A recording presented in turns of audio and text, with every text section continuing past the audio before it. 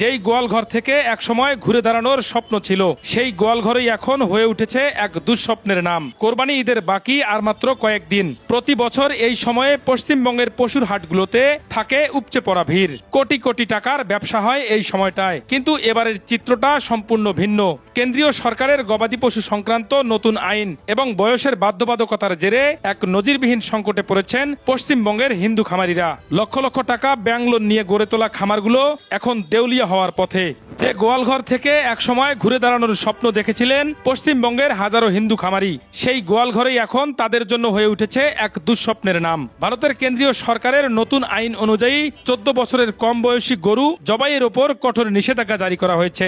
আর এই একটি সিদ্ধান্তই রাতারাতি বদলে দিয়েছে পশ্চিমবঙ্গের গ্রামীণ অর্থনীতির সমীকরণ। পশ্চিমবঙ্গের একটা বড় অংশের হিন্দু সম্প্রদায়ের মানুষ বাণিজ্যিক ভিত্তিতে গরুর খামার গড়ে তুলেছেন। উদ্দেশ্য ছিল একটাই, কোরবানির ঈদে মুসলিম সম্প্রদায়ের ক্রেতাদের কাছে ভালো দামে গবাদি পশু বিক্রি করে ব্যাংকের চড়া সুদের লোন পরিশোধ করা। কিন্তু সরকারের নতুন আইন প্রণয়নের পর মুসলিম ক্রেতারা আইনি জটিলতা এড়াতে হিন্দুদের খামার থেকে গবাদি পশু কেনা বন্ধ করে দিয়েছেন। ফলে বিক্রির উপযুক্ত হাজার হাজার গরু এখন খামারেই পড়ে রয়েছে।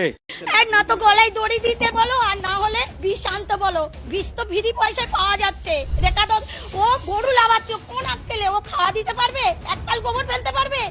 আমার 5 লাখ টাকা লোন নেওয়া, সব মহিলারা এসছে আমার বাড়িতে, এসে বলছে লোন শোধ করো। আমি কি করে করব? চলো আমার বাড়িতে, কি অবস্থা। শুভেন্দু অধিকারী এসে, তুই গদিতে বসে আছিস, তুই কি করছিস? মানুষকে এরকম করে হিন্দু ধর্মতে সবকিছু তো নষ্ট করে দিচ্ছিস। আমাদের ঈদটা করতে দিক, কিছুটা যেন অন্তত মুক্ত হয়। মুসলিম বা তারাও হিন্দু, তারা তো মিশছে একসাথে।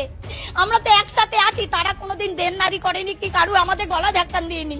ওদের কুরবানিটা ওদের করতে দাও, আমরা বাঁচি। আমার মতন মহিলা, আমি মহিলা সমিতি থেকে 5 লাখ টাকা নিয়েছি। চলো আমার ব্যাংকে সব আমি জমা দিই, সুদ আসল। কি অবস্থা হচ্ছে। আমার স্বামী ভ্যান কাটে, ভ্যান চালায়, আমরা এইভাবে বাঁচি। তাহলে আমাদের বাচ্চা কাচ্চা সব আছে, তাহলে আমরা কি করে খাবো? আমাদের আর ঘুম নেই, রাত্রে ঘুম নেই, চিন্তায় মাথা খারাপ হয়ে যাচ্ছে।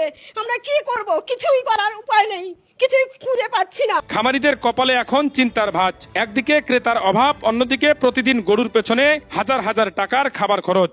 লাভ তো দূরের কথা, পুঁজি বাঁচানোই এখন প্রধান চ্যালেঞ্জ। হঠাৎ তৈরি হওয়া এই পরিস্থিতি পশ্চিমবঙ্গের হিন্দু গবাদি পশু খামারিদের জীবন ও জীবিকাকে এক চরম হুমকির মুখে দাঁড় করিয়েছে।